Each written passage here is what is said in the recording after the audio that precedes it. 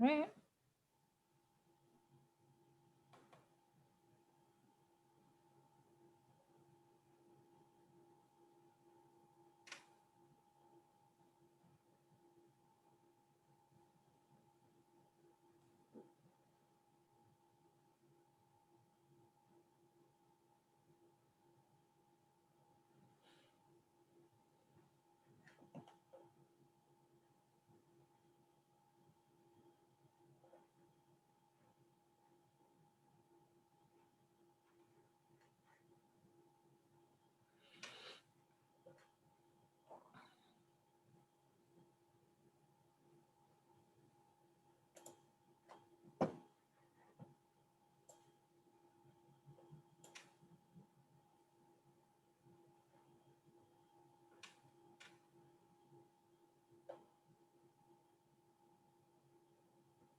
Hello to everyone joining us. We'll get started here in just a minute. And thanks so much for taking a tour of Belford Homes with us. We're really excited about this one.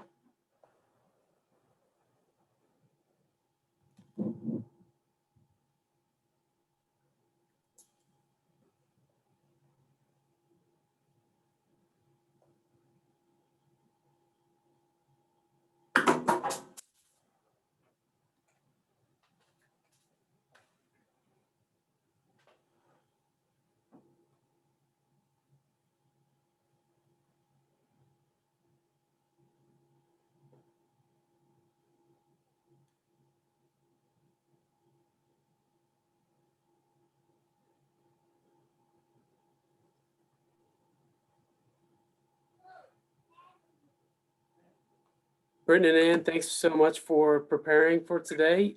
You are now live on Facebook. Oh, great. Thanks so much, Nat. Hey, everybody. Welcome to Tuesday Talks, or welcome back if you joined us. On the other road. Okay. If everybody could make sure they're muted for the presentation, we will have a chance to have a Q&A at the end. If you have any questions that come up, want more information, we have our Georgetown history expert, Ann Evans, with our award-winning Georgetown Public Library. I'm Britin Bostick. I'm the Downtown and Historic Planner, and we're really excited about this one. As everybody is kind of still being cautious, and as we've also got a lot of springtime allergies going on, if you're allergic to oak pollen, I'm so sorry. A lot of that in the air right now. We figured we would take a virtual tour of Belford Homes. We've talked about Charles Belford on the Tuesday Talks before. We have a whole National Register historic district named after him, but we wanted to share more detail about who this man was and why he is so legendary in Georgetown's history. And we also wanted to show you what his homes look like. We talk about Belford Homes, but what does that mean? And we have some houses that I don't think will surprise you at all that he built. And we have some houses that may surprise you a lot that he built. And then we'll wrap up with a few non-houses, one of which I didn't know Belford built. And Anne surprised me with this one, as she often does, with some really great history. So we'll get started. We want to make sure that everybody listening has a chance to get a heads up on our design guidelines. If you've heard us talk about this before, if you saw this mentioned, design guidelines are the special requirements for projects that happen in our two historic overlay districts in Georgetown. So if you are in the downtown overlay district, our courthouse square and its surroundings, if you're in the Old Town overlay district, the area that's kind of between the downtown and southwestern and then a little bit south of that, you have special requirements for projects to your properties. They go through a special review process called the Certificate of Appropriateness. And the way that we go through that process and the way that we understand what helps us to protect Georgetown's historic character is that we have a special book called the Design Guidelines. They occasionally need to be updated. And the last time we updated those guidelines was in 2012. So almost 10 years, about time to have another look. And the reason that we update those is because the type of projects that people want change, the type of materials that we have available to us changes over time, and it's just really good to stay up to date. It's also a great chance to check in with the community and say, hey, are we still doing what you think it looks like to protect Georgetown's historic character? So we hired a consultant, Post Oak Preservation Solutions, back in the fall. We had an open house and shared the project and what we were up to. And then we have been busy at work looking at what updates might be needed, what additional language might be needed. Is there anything that's kind of obsolete now, needs to be taken out? And I think this program is going to be a really good illustration of why the design guidelines are used in the historic districts, because even though we have these beautiful Belford homes, almost every single one of them has changed over time. And so what these design guidelines do is help us to guide that change. So we are going to have another virtual open house coming up at the end of April. It'll be April 28th at 3 p.m. It'll be a virtual format, very similar to Tuesday Talks, where we'll share with you what that update looks like. We'll share with you what you can expect, and then we'll give an opportunity for feedback. You can always contact us though. You can email us at historic.georgetown.org. If you have questions, want to speak to somebody, you can call 512-930-3581. That's my direct line. You can call me and talk to me about the design guidelines. And you're also more than welcome to visit the planning department office on Martin Luther King Jr. Street across from City Hall. So what we did back in the fall is we checked in with council on their direction for the update. We checked in with our stakeholders, property owners, business owners, residents, to try to understand what y'all's needs are. And then our consultant also provided an analysis. So our public engagement report for the project phase 1 has been posted on our website.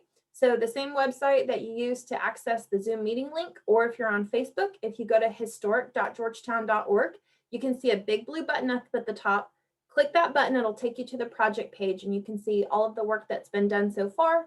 You can see links to documents and meetings, and then that's where we'll be posting the project update. So just like you use the Zoom link to access this webinar, you'll be able to use a Zoom link we'll post on the front page of our website shortly, and that'll say, hey, this is for the virtual open house for the design guidelines, 3 p.m. on April 28th. And then if you're not able to join us live, just like this program, we're going to record it and you'll be able to watch at your convenience. So really excited about that. And please, please, please let us know if we can help or answer questions, or if you'd like to talk about that more.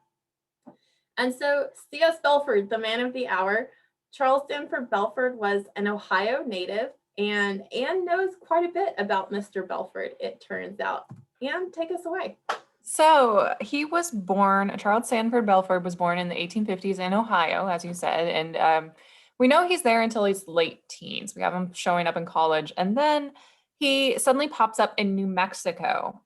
So just kind of a theme you'll see through some of the men and people we talk about in this presentation is we don't think of people in the 1870s and 1880s as being very mobile, but they were in fact very mobile. So he's making his way from Ohio to New Mexico, where he's listed on the census, and he's living with a family called the Whitcomb family and working as a carpenter, learning some of the trade, and he actually marries their daughter. And soon thereafter, she gives birth. Unfortunately, like many women of the time, she very tragically dies shortly after that, about a month after childbirth. And so he's left with this newborn. He ends up taking his daughter, Juanita, back to Ohio, where his mother, her grandmother, then raises her. And then about 1884, he suddenly pops up in Austin. And it's possible, we don't really have any proof, it's kind of a legend that goes about that he came to work on the state capitol, which was under construction at that time. It finished up about 1888. And that's entirely probable. We have a bunch of stonemasons coming in from across the world, really, even showing up in Austin, brought in to assist with the Capitol's construction. So that's not inconceivable. And then they all kind of just disperse throughout central Texas. We have a lot that end up in Georgetown. Belford ends up in Georgetown in the late 1880s.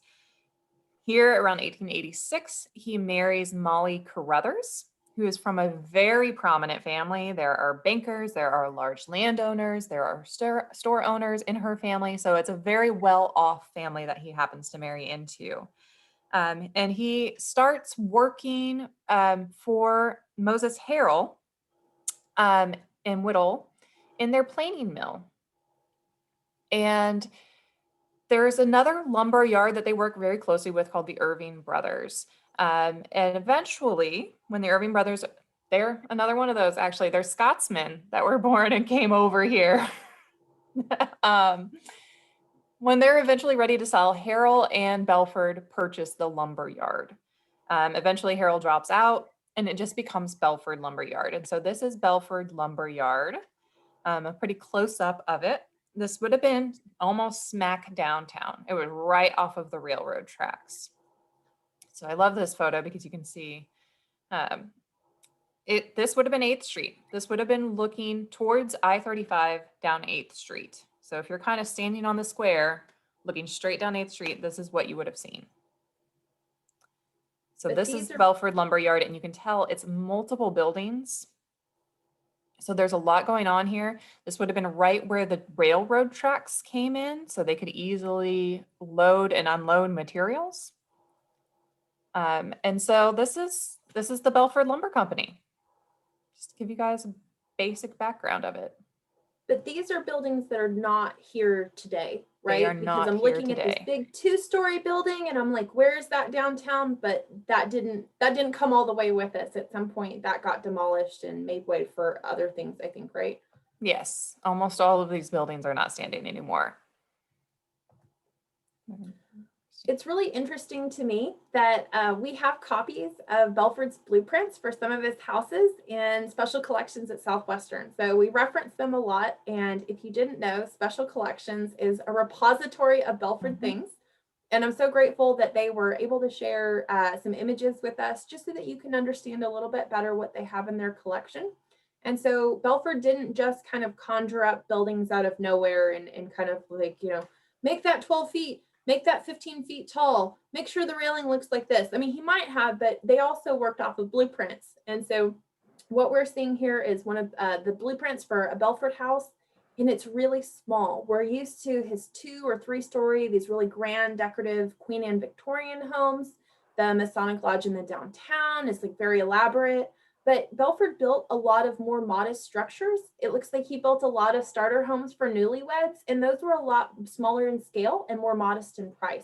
Still really well constructed. You can still see some kind of characteristics that we can really well identify as kind of the Belford style. And so this is a great example of a little house, 1 story. It looks like it had 2 bedrooms, a living room, a kitchen, maybe kind of a bathroom closet area. Bathrooms were not as big back then as they are today. Oftentimes, kitchens weren't always as big as they are today, or kitchens were kind of laid out very differently before all of the modern appliances that we enjoy today. And Belford was building at a time that Georgetown was transitioning to gas, transitioning to electric, transitioning to running water. And so he was building at a really interesting time in Georgetown's history.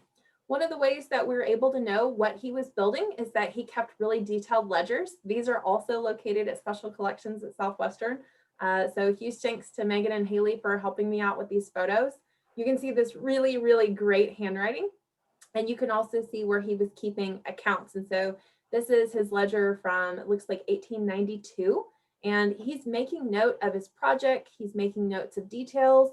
And sometimes he would write, down to the quantity of nails, what he was using in projects. We don't always get that level of detail. He did a lot of repair jobs. He did a lot of small projects too. And when I say he had a lot of people working for him. So Belford, although a very skilled carpenter, was not necessarily doing the work, especially later on in his career. But you can see this account ledger showing Monday, April 22nd, or April 28th, 1902. This is 120 years ago this month. That Belford was writing in this ledger and making notes about who he was working with. And we see some pretty big names. We see J.M. Page, who owned a large ranch. The Page House you may be familiar with, that's J.M. Page. We say A.W. Sillier. He was part of the Belford Lumber Company, kind of executives. And we see a few other names that are kind of fun. So this is a really great way to do research and really detailed research is to go back through some of these resources. But the crowning glory of the Belford collection at Special Collections is Belford's trunk. And I didn't even realize what a story this has, but Ann, you were sharing with me, this happened related to a fire? Yes. So back when Belford was working for that planing mill for Whittle and Harrell, the planing mill, there was a fire and his tool chest was destroyed. And so it was actually of note Liz Weaver brought this to my attention with Preservation Georgetown, that it was so important, it was made note of in the newspaper that Whittle and Harrell, of course, it's their yard. They show up, they're trying to do repairs, but Belford also showed up, even though he just worked for them. He wasn't one of the owners. And one of the things that he very quickly began working on was his tool chest, reconstructing it. And it looks pretty simple from the outside, it's pretty sturdy, which is useful. It's a good thing to have. But once you open it up, look at that level of detail. Look at that level of craftsmanship that he paid attention to, all of those intricate little inlays and different things that's happening, his name even when you were looking at his ledgers, how neatly it's all written down, especially the early ones, which he would be more likely to have done. That shows the level of craftsmanship and the level of care and pride that he's taking in anything that he's creating, right? So it's very interesting because you can see this and then you can see it reflected in his homes. We know from quotes about him that he was supposedly hell on chimneys in particular, that he was so insistent that they be exactly right, that he would show up in his bowler hat, which at the beginning you saw him in his bowler hat with his plumb bob. And if it wasn't plumb, if it wasn't exactly right, the angles and everything wasn't exactly right, you were tearing it out and you were doing it again because his name was going to be tied to it. So that level of craftsmanship, of course, is why he was so in demand in Georgetown. And it's also kind of like you mentioned before, is he realized there's a variety of price points within town. There's a variety of people that want quality homes, and he catered to that. So he becomes popular not only with the top echelon, he becomes popular all the way through several different classes. So that's why we have the variety of Belford homes that we have in Georgetown. That's so fun. And my favorite part, I think, of this whole thing, funny enough, is all of those drill bits that are in the tool chest. So it's so and all great by that- hand. All by hand. So this All is by not an hand. electric drill. This is, cranking not away. happening. And so we're just so glad to have this resource in our community, that it lives here in Georgetown, and Special Collections has the right environment and really well educated and trained staff that they can take great care of this trunk so we can continue to enjoy it as we talk about Belford. But before Belford, and we referenced the Irvines a little bit, so I wanted to bring back up, oftentimes people didn't start out of nowhere. Oftentimes they got their start from someone or something, or they had a hand up. And so Belford didn't just appear magically out of the ether from Ohio and make Georgetown the beautiful community that it is. He got his start with some Scottish carpenters. And I was reading up a little bit on George Irvine and didn't realize that he came from the Orkney Islands in Scotland. So he wasn't just from Scotland. He was like from the backwoods, backwater, out to sea part of Scotland. Yes. And came to Texas, as so many people did, and really established a life for himself and his family, and also built a really beautiful home that we know pretty well on East University. It's across the street from First United Methodist Church. And it looks a lot larger in this photo than it does today. It's now surrounded by really tall trees. A lot of Old Town has trees now and didn't used to, so you often don't see the same trees in historic photos. That's always really funny to me. But he was part of the Masonic Lodge. You can see him dressed there in his Masonic order attire. And Shane Warren, our historic preservation intern, is going to kind of talk a little bit about his house. But Ann, what do we need to know about George Irvine and how he plays into Belford's story? So George and Tom Irvine, as you said, were born off of these tiny little backwater islands in Scotland. They were actually born to a ship carpenter. So they grew up in carpentry. And they make their way to Texas via Canada. So they kind of hopped around a lot too before they ended up here and opened their the first planing mill in Georgetown in the early 1880s. And then when Tom dies around 1885, George continues to operate it for a couple more years before he decides he's ready to sell it. And that's when he goes ahead and sells it to not Irving, he's Irving, Belford and Harrell for about $25,000 is what we know. Wow. About $25,000 in stocks that they, on bonds that they issued. So mhm. That's a lot of money. That's a lot of money. And you would get, it's basically, yeah, they would get community buy-in, people to buy stocks within the community. So you have a lot of those that are get issued around Georgetown for various businesses in that time period of people purchasing and investing in other businesses within the community. Is it fair to say that Belford got started on crowdsourcing? Oh yeah, crowdsourcing, and also, you know, it doesn't hurt that he married into the Carruthers. And probably some family resources as well. So we want to talk about Belford buildings in a few different pieces because it's such a large collection and there are different associations we have with it. So we wanted to start with the National Register Historic District that's named after Belford. What that means is a specific neighborhood or a place or an individual property can be nominated for inclusion in the National Register of Historic Places. This is kind of the official big list of historic properties in the US. And the Belford National Register District was nominated because it had so many Belford built homes and because he lived in the district himself. And so this is not something that has any kind of special local requirements for how properties change over time, so much as it's a really important recognition of the role that this neighborhood plays in our history.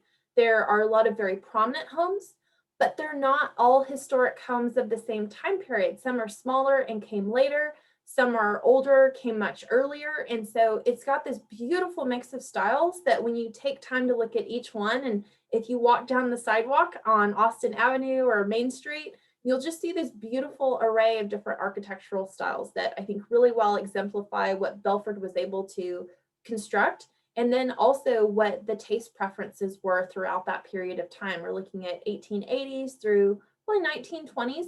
And then there are some houses that came later on. After that, we're going to get into some houses that may surprise you that Belford built. They're either much grander or much smaller and in different places than the Belford National Register District, where we know we have them collected.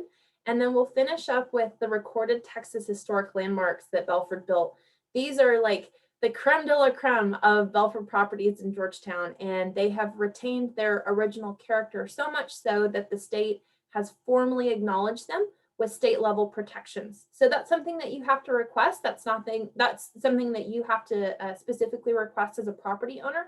But once you're designated, and a lot of these were done in the 1980s, once you're designated, you basically retain that designation. And some of those houses still portray kind of some of those original characteristics. We have a little bit of a story to tell you on who might have been the designer, though. Belford gets a lot of credit, but there's another person that plays a really significant role, and maybe a more significant role than we previously thought. So we'll explore that a little bit. But the whole reason that we have a Belford National Register Historic District, and I've got it highlighted in yellow on the screen, this is our historic properties map. So if you go to the historic.georgetown.org website, you can scroll down until you see the image for the map with all the dots on it. If you click on that, you can check for historic properties by address using the search bar, or you can also just click on the dots and they'll give you an information sheet about that historic property. Oftentimes it's historic homes, but we've also got our downtown buildings included in there too. So the yellow area is the Belford National Register Historic District. It's South Austin Avenue and South Main Street, all the way down to 18th Street and just south of University Avenue. So it's outside of the downtown area. This is an area that has been primarily residential. And the way that they described it in the National Register application, which is where they're making the argument for why this is so special, it says, in addition to the concentration of significant examples of local architecture, the district is distinguished by consistent setbacks of the dwellings from the sidewalks on most streetscapes, meaning that all the houses were set back about the same distance and kind of maintain the same line.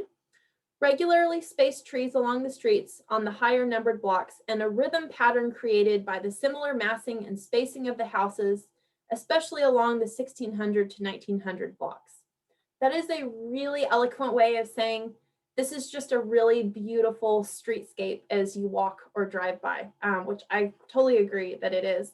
The Belford Historic District chronicles the evolution of architectural forms and development patterns in Georgetown from the 1870s to the 1930s.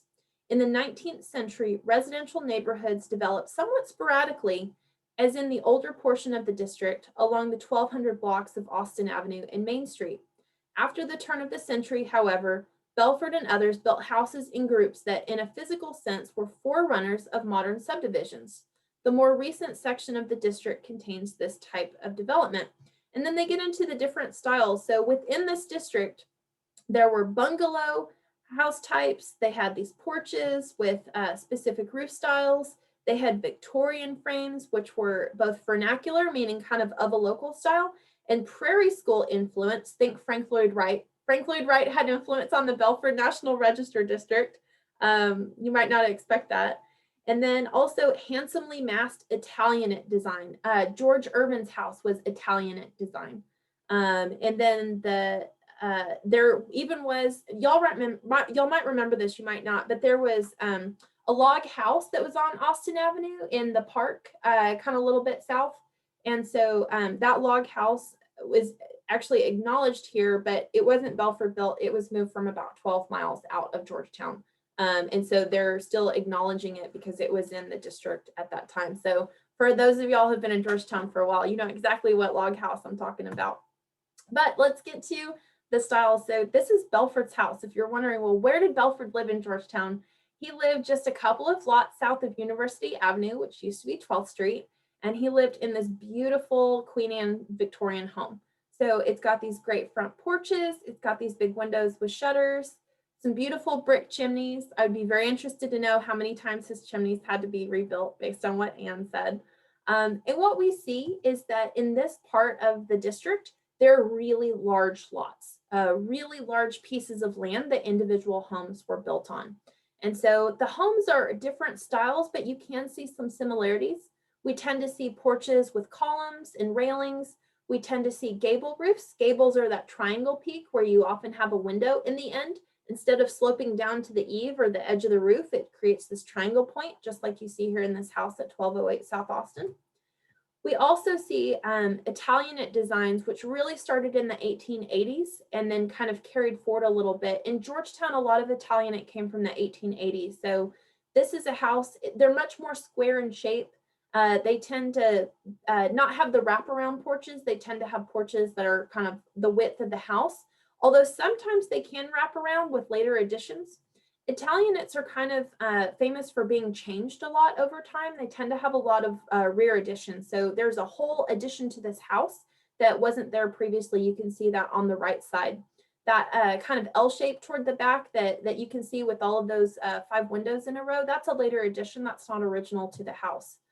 We also see in the Belford district right across the street some houses much smaller from the 1930s and even the 1950s and 60s. And so just because it's a National Register district doesn't mean all the houses are the same.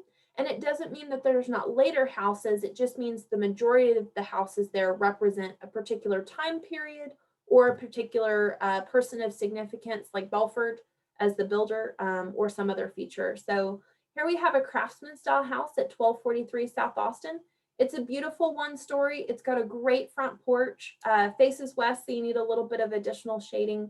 And this is kind of what would have been popular later on in Belford's career. As we head over to Main Street, because remember it's 2 streets, this would make a great walk once the oak pollen is all cleared out.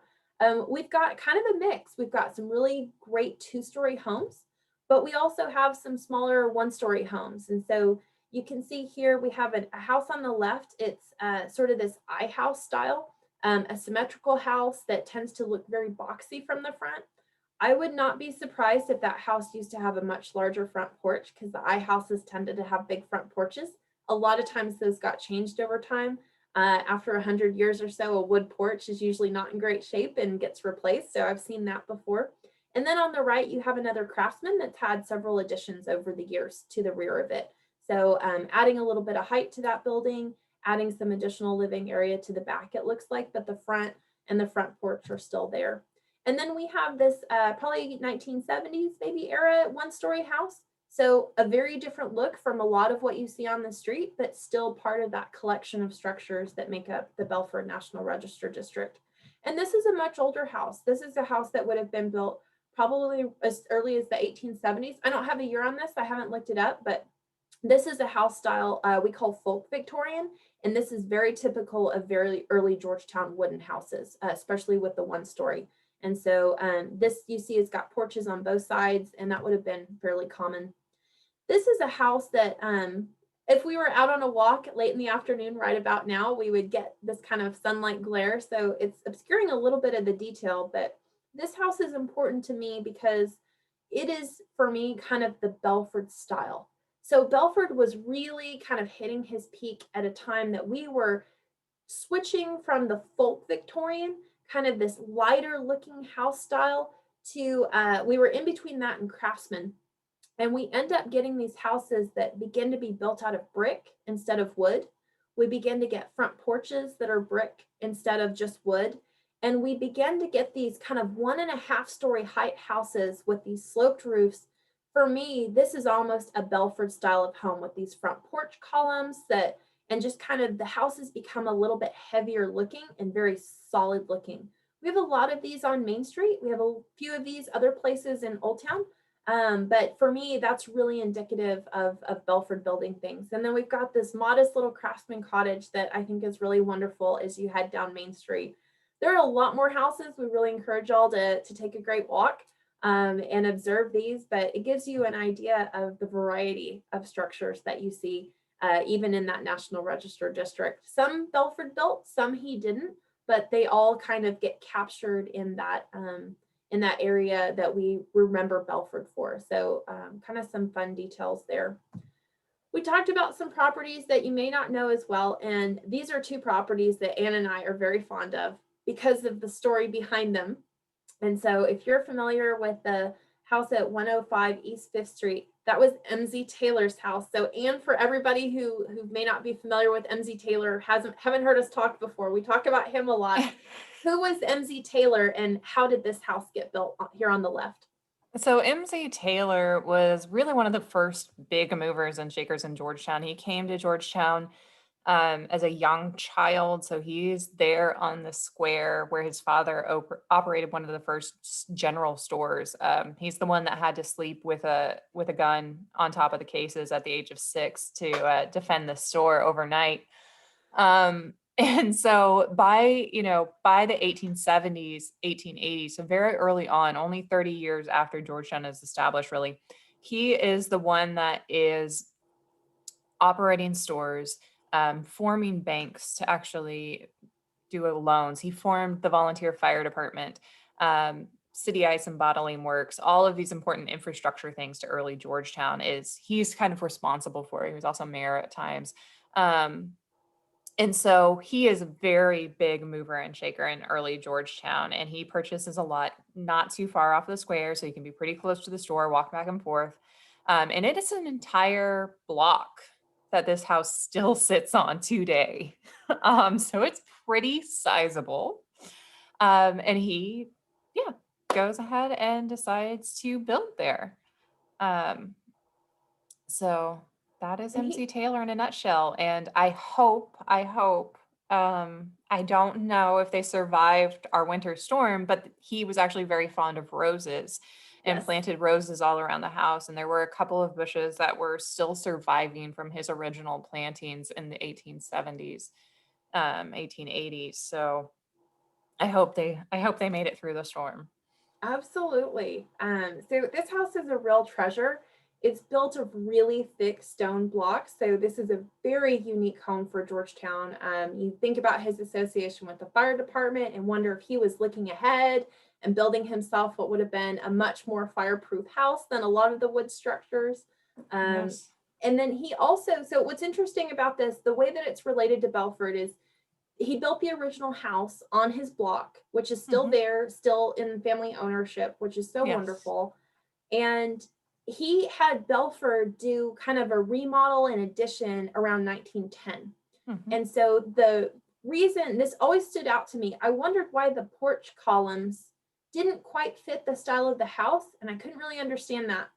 I didn't really understand it until I realized that Belford didn't build the original house, but he did Yes. a project for that family in around 1910 at the same time that so MZ Taylor's daughter married a man named R.T. Cooper, and that home is known as the Taylor Cooper House.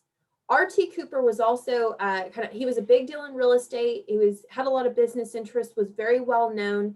He he signed a lot of affidavits for people. He basically kind of validated a lot of people, saying, hey, so and so lived and they passed away and they left as their heirs, all this stuff. He was a great signer of kind of legal documents on behalf of a lot of people. R.T. Cooper had a sister, and his sister and her husband never had children, but they had Belford build them a new house, really not very far away, only a couple of blocks away, on 7th Street, and that's the house that you see on the right. And what is so fun about this, so Belford remodeled one house, he built the other house, and the two houses have the exact same columns for their porches. And it wasn't until I realized that there was a brother and sister involved in this story and went, oh, those were probably the best columns that you could get down at the lumber yard. Yeah. Especially with that family. Especially with that family. These would have been the most expensive ones that you could buy. I don't have a reason to believe that we were out hand fabricating columns. I believe that we would have been kind of bringing them in on the train at this point in Georgetown's development. And so these kind of wooden columns would have been made in a factory, put on the train, shipped to Georgetown. And these are not the only two houses that have them. I've seen these columns before. So they're kind of an ionic column style. So they have the curly cues at the top. They're not they're not very traditional. They have some, this is definitely an interpretation of classical architecture, but I couldn't figure out why you would have these classical columns on these two houses that are not that style. And so sometimes looking at the details and then understanding family associations, you can find some really fun stories in old town houses. And so that for me is always a really fun part of researching the properties and knowing their stories. And you said that the sister, the woman who owned this house, was she would have been the fun aunt, let's just say. Yeah, she would have been the fun aunt. So I'm going to go over to Walnut Street at 904. So this is a house that kind of looks like it doesn't have a lot of decoration. It doesn't have one of those like really fancy front porches that we just saw. But it turns out this is a Belford house, and this is one of the Belford houses that was built for a newlywed couple. And so the newlywed couple, his parents had gifted them this piece of property. Belford built their house. They only lived in it for a couple of years, and then they split out for Milam County and 195 acres out there. They decided to be homesteaders instead. This is built around 1912, and it turns out the front porch was enclosed. And so it used to have a front porch that was the whole width of the house, but that was kind of covered up and walled in at one point in time. And so it was really exciting to understand that this was a Belford house. And then once I knew that, some of the characteristics became kind of apparent. He has a roof style that he built a lot. And what's great about Belford homes is that these roofs that he built, even for one stories, the attic space was so tall that a lot of times they can be pretty easily converted to additional living area in those attic spaces. So we see that quite a bit as some of those changes over time. This house over on South Church Street, this for me is kind of that transition. I talked about Belford starting to build some heavier houses, just a lot more massing to them. When we say massing, it's kind of the perception of the amount of building. And so he had gone to building a lot of homes out of brick, and they had these full width front porches, and they were kind of 1.5 story. What we see over here on Church Street, this is an example of a wood version of that, but very, very similar. This kind of Belford look that I've started talking about. Front door, probably symmetrical windows on either side. You've got 4 porch columns. It may not be very fancy, and this would have been kind of in his more moderate or more affordable, but we see this kind of look of house repeated pretty frequently in Georgetown. So next time you're out for a walk in Old Town, it'd be really fun to see which houses look similar. This is another example also on Church Street of that similar style. You've got a front door right in the middle. You've got big windows on either side. You've got that hipped roof. It looks like the front porch columns have been replaced on this house, and it looks like the front porch may have been changed over time. And those changes do occur as people kind of adapt the house to their own living style or their own preferences. Remember that our historic districts are a fairly new creation, and most of these changes were made before that. And then so today we have a different kind of review process for those changes, but you still can make those changes as long as they're compatible with the style of the structure and with the historic district. This is a house up at the top of Main Street, and I really like the story behind this house. This was another newlywed starter home. It's kind of interesting because it has two front doors, and we still can't figure out quite why, but this was built for Elmer and Roxy Shell.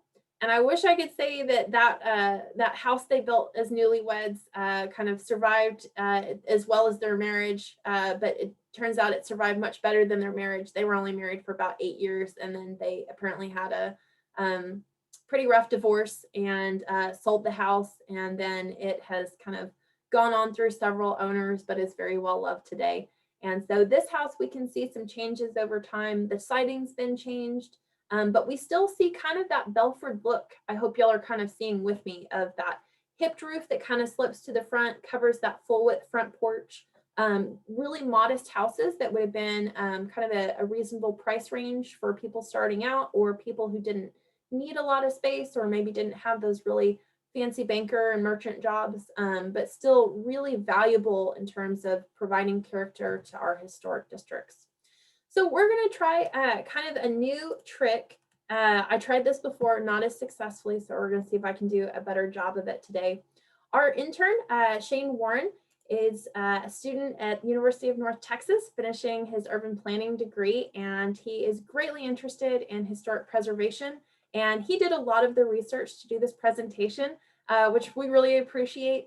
Shane looked up a lot of the properties, got together photos for us, and in the process learned a whole lot about why Belford was important to Georgetown. So Shane is actually in class right now and wanted to make sure that he was able to share some of his research with y'all.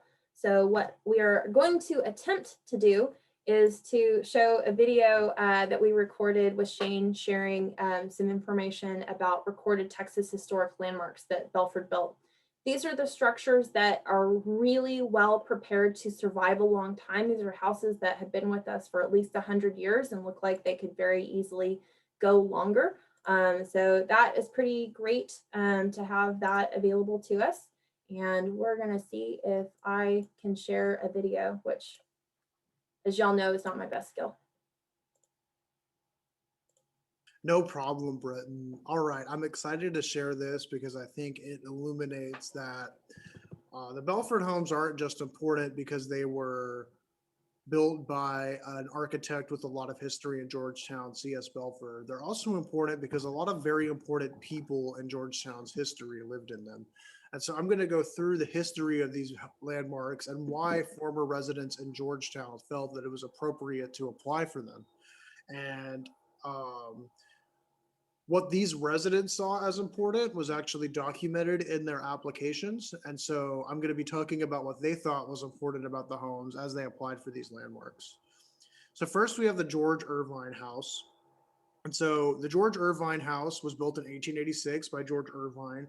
He founded the predecessor of the Belford Lumber Company called the Irvine Brothers Lumber Company. And so that's why I decided to talk about this house first. As you can see at the front, it has a similar structure on the front that a lot of Belford homes has. And then George Irvine wasn't just important as a sort of predecessor to C.S. Belford.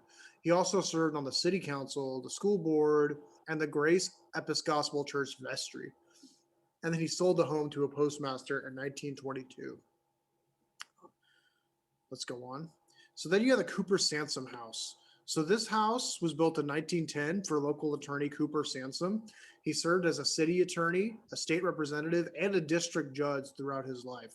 He was also prominent in the state programs of the Presbyterian Baptist Church and the Democratic Party. And that's something you see a good amount in Georgetown's history with churches as a center of civic activity and not just a place of religious worship. And so there will often be some overlap between people who had civic importance and people who had religious importance in some way, shape, or form. And this Cooper Sansom house isn't much different. Then you have the A.W. Siller House. This was built in 1912 for A.W. Siller. Siller was the vice president of the Belford Lumber Company, and they personally supervised the home's construction. A lot of these historic landmarks and a lot of Belford homes in general were actually built for people involved in the Belford Lumber Company in some way, shape, or form. And so their legacy, in addition to Belford's, lives on through these homes. And Siller drew the plans for many other Georgetown homes. And now we have the Easley home. So something interesting about this Easley home, this was also constructed by the Belford Lumber Company, is that the Williamson County website says that this home, unlike a lot of Belford properties and a lot of historic properties in Georgetown, was made out of brick. This is not restoration. This was done originally. The Easley family was prominent in Williamson County. Sam Easley was a pilot in World War I, and Claire Mashburn Easley was the first woman ever elected to public office in Georgetown. And their legacy lives on through this building. You have the Marsh F. Smith House. So this was built by the Belford Lumber Company in 1908. Marsh F. Smith has a big history that isn't totally captured in the slide. He operated a local cottonseed oil mill. He was mayor for 20 years between 1926 and 1946, which means he saw Georgetown through not only the Great Depression, but through World War II. He acquired a lot of land for the San Gabriel Park, among other things. But when he died, he said his biggest accomplishment was getting the city of Georgetown unlimited power through a cooperation with another electric company. Now we have the Harold Stone House. There's a hyphen here because Harold Stone is not one person, but the last names of two different people.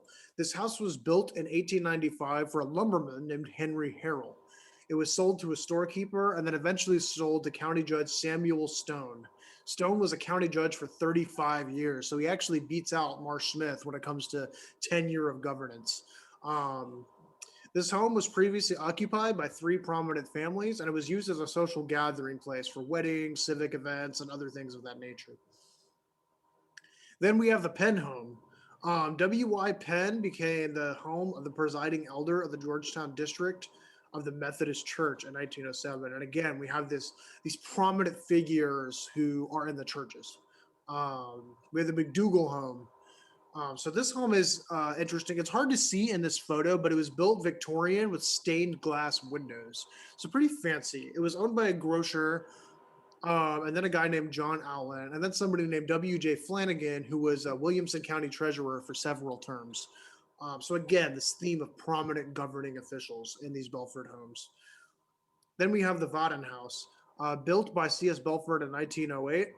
Something interesting about this house is that there was a property tax increase prior to 1908 that make some speculate that this house was built prior to then, but Belford ledgers show no evidence of this. But it's an interesting aside because it shows you that sometimes researching the history of these buildings almost makes you into like a detective, and you kind of have to piece it together, and there's some weird anomalies that aren't always explained.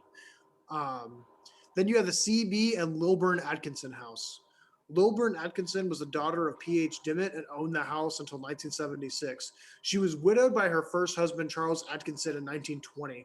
And she's part of a history of many widows in Georgetown who ended up owning their own property earlier than it was common for a lot of women to do so.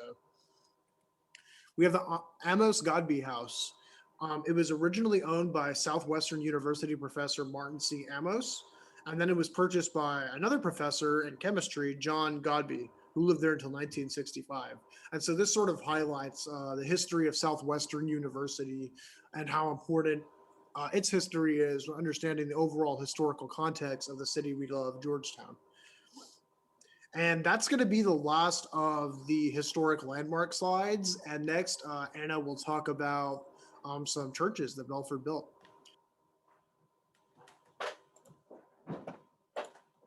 All right, so those capture some really different architectural styles. Really kind of fun to see all the different ways that Belford built. And we wanted to stop on a couple of them because Ann and I were talking the other day about Belford and his styles and kind of like, look at all this different architecture that he provided. And it turns out Belford might be getting credit where another person might need credit. And that was for his vice president. Yeah, so A.W. Soler actually kind of grew up in the area. He was in Round Rock in 1878, and as a kid actually witnessed the Sandbass shootout in downtown Round Rock.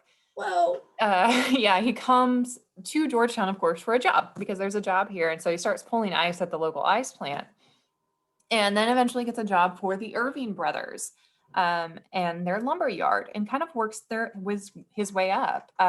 They thought he was very promising young individual, so they sent him to school in Dallas for a little while and he came back. He eventually becomes the vice president. Once Belford purchases the lumber company, he actually stays on past Belford's death in 1929 until basically almost the end of the lumber company in the early 60s.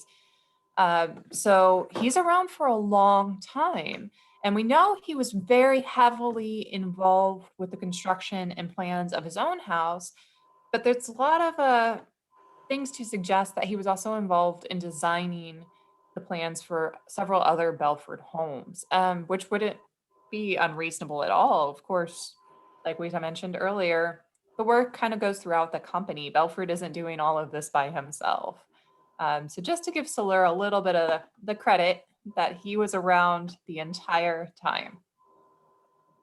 I'm gonna give him credit for probably some of the design features. Just seeing what he designed for his house, and then seeing some characteristics on other Belford homes. It looks like he probably had a bit of a hand in that. So we want to make sure that he gets highlighted because he probably played a larger role than he's credited for. The Easleys too. You shared some really interesting information with me about the Easley family, and I wanted to get into that a little bit more. Yes. So some of you may be familiar with Claire Easley. She was around for many, many years in Georgetown. A lot of people knew her. She was a wonderful woman, a lot of fun. Her family has been around Williamson County almost since the beginning of it being a county, even I think before. They started out near Circleville.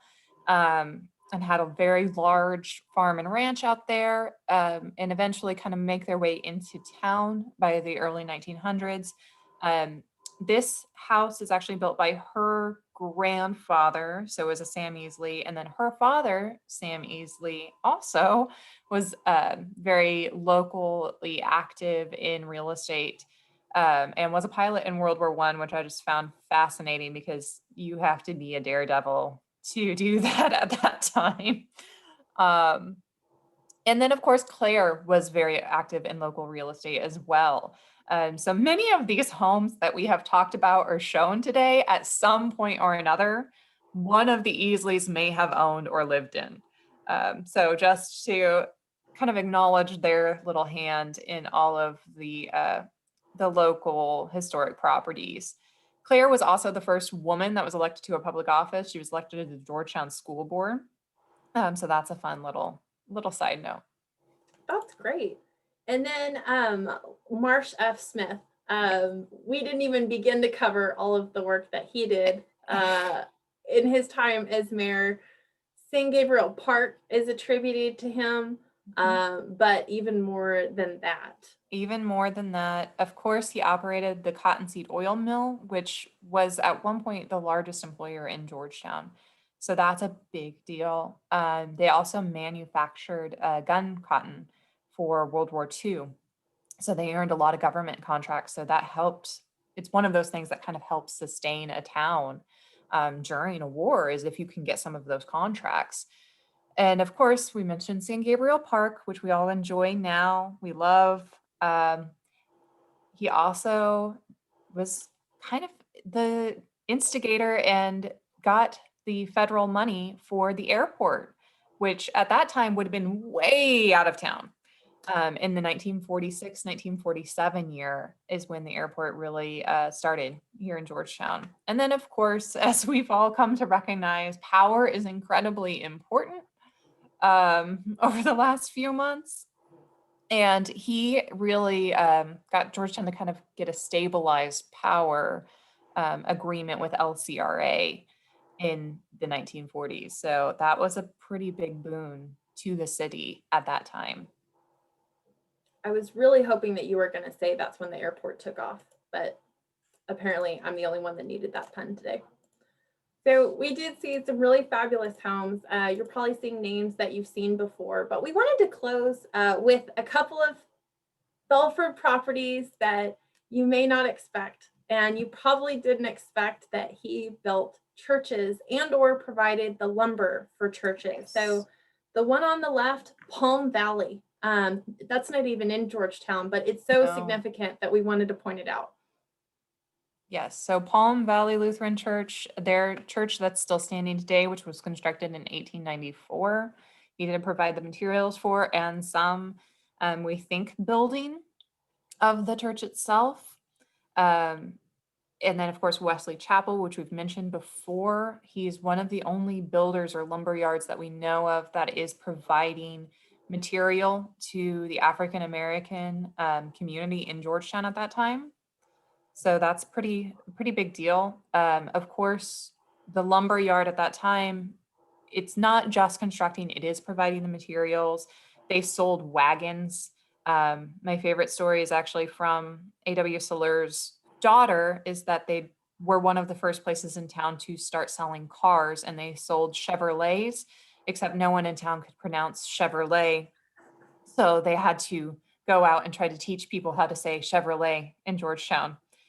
And then, of course, the Masonic Lodge is probably one of our most iconic buildings on the square, and that is a Belford construction in 1900. So it was actually under construction when the hurricane hit Galveston. And of course, it came up through Texas and laid a lot of waste across the state. And it was in the middle of construction. They thought that they were going to have to start all over, but to give credit to Belford's capabilities, a lot of it actually survived that storm, and they didn't have to restart as much as they anticipated. So that kind of really tells you the quality of what he is building. But those are just a couple of examples of the variety of things that Belford was constructing in addition to homes. And a lot of these are hitting their century mark or post-century marks. And so that's a great lead into what we're going to do next month. Next month in May is National Historic Preservation Month, and we are going to celebrate with a series of building birthday parties, which we're so excited about. To our knowledge, this has not been done before. And so we are going to kind of move Tuesday talks to a weekly talk. Same time, same channel. So Tuesdays in May from noon to 1, we'll be sharing deep dives into some of our buildings that are hitting milestone birthdays. Could be 90 years old, could be 120 years old, could be 135 years old. This is going to be great fun. We're really excited to share that with y'all. Those will be virtual as we kind of keep things virtual for the time being. But what's really great is that we are partnering with the Main Street program and the buildings that we're celebrating to have the opportunity to offer kind of in-person birthday parties and acknowledgement. So stick to our main page at historic.georgetown.org for information on that. We'll be posting it as soon as we've got that set. We're really looking forward to sharing a bunch of stories with you for National Historic Preservation Month in May. And as always, if you've got questions, you can email historic@georgetown.org. You can also give us a call. And Nat, I wanted to check in and see if we had any questions that we can answer for everybody today. Yeah, great, thanks. One question that did come in was about the character of craftsman homes. And the question comes from Phil Brown via Facebook. Phil shares that he may be on a craftsman home group online, and their question that they generally talk about is whether trim was always stained and not painted. And Phil is asking, what would you say is the norm in Georgetown for basic craftsman homes? The houses that I've seen, everything's been painted on the outside for sure. On the inside, I've seen a mix. And so I've seen houses in which trim was painted. I have seen houses in which the trim was stained, but what I'm not clear on is if the stain was original or if the stain was because the trim had been sanded and then stained after the paint had been removed. When I tend to see things intact, things that have not really changed, there tends to be wallpaper with painted trim. And so that's what I'm the most accustomed to seeing. And I've even seen the wallpaper in the Craftsman homes, not just in the Victorians. Wallpaper at the time tended to be more of a fabric than you get today. Today, wallpaper is often like much more like a paper, like a roll. At the time, it was a woven fabric that was installed, and you still had to deal with all the wrinkles and rumples and bumps and rough spots and get those all smoothed out. But what I typically tend to see is painted trim rather than the stain trim. Although I would imagine that some people did stain it. Belford was really known on his interiors for his fireplaces, and he had a very particular style of fireplace, and it tended to come with this very kind of shiny decorative tile, almost like a smaller subway tile in its size and pattern, but the colors were really kind of these Easter pastels or like these dark greens a lot of the time. And so they don't necessarily, they kind of can clash with modern decorating taste. But at the time, these interiors had probably a lot more kind of color and decoration than modern tastes probably have a preference for. So that's where sometimes it can be a little bit challenging for me, is especially in these houses that are 100, 120 years old. I'm not always clear on what the changes may have been over time based on owner's taste. And I tend to believe that they were, for the most part, painted. Awesome. Just so the other question that Phil asked was about Claire Easley, and I think Ann covered that about Claire being elected to the school board, to the city office in Georgetown. Yeah. Anything else you want to share about Ann beyond her being a realtor and perhaps even owning a B&B near the library? She did. She actually owned B&B on Forest Street. And you can still see it. It's a beautiful home still. And rather kind of that pastel color. It's kind of a pinkish color. So yeah, she was a fun lady. That's what I'll share. I miss her. And a great preservation advocate. I think she was very interested in saving Georgetown's historic homes. And so we really appreciate the efforts that she made toward that end. Mhm. Well, that's the last question. Other than some shouts out, some people saying how much they appreciate the podcast. Beyond that, there are no other questions on Facebook. That's great. Well, y'all feel free to contact us if we can help. Be looking forward to next month. If you want more information about any of the things that we're up to, please visit historic.georgetown.org. We'll try to link it directly on the front page, make it easy to navigate. But we're really looking forward to May and expect a really fun time talking about one of our favorite topics, historic preservation. So thanks as always, Ann, for all of the information that you provide, your expertise. And so if y'all have any questions about the library's operation, please visit library.georgetown.org and get the latest information on how you can visit the library and or check out our resources. Yes, absolutely. Thank you, Britin, for your expertise. Bye, y'all. Have a good week. Bye. Have a